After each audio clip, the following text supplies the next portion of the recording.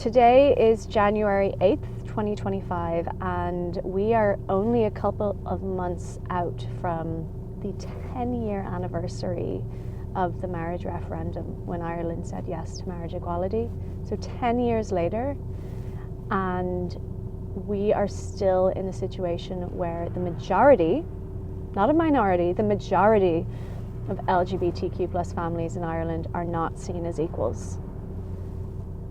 And that to me is just mind-blowing. Like, our children are already different in the sense that they have two moms. They're already going to have to bring that into the world, and we hope with total confidence and, you know, total understanding of how they were made and what their family means. And for them to know in the back of their mind that actually under the law, my two moms are not seen as my two moms. You know, that impacts as well. I don't see any difference between our family and the family next door. We're discussing the same things. Will we be expecting the next tooth? Are they walking too early? Should they be crawling? We're all worried about the same things. But we have to worry a little bit extra because only one of us is recognised. I don't think my love for my child is any different than any other parent's love for their child. We fought for her. We planned for her. It took us a lot to get her. And I don't understand why she's treated differently. So if something were to happen to Matteo's biological father, the non-biological dad has no legal relationship. So that means that the biological dad's family would have more of a say in Matteo's upbringing than the non-biological dad.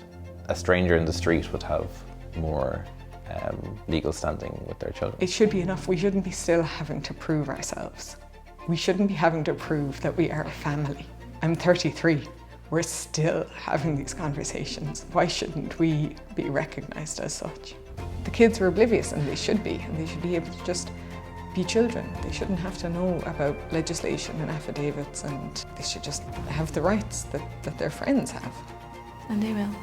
This is not an issue that just affects LGBTQ plus couples. It also affects any heterosexual couple who needs to have a child through surrogacy. Our LGBT community might be the ones who are shouting the loudest about this, but we are not just doing it for ourselves. We are doing it for every community and every child who is not recognised by their government, and we're going to continue to shout about it until all children are equal.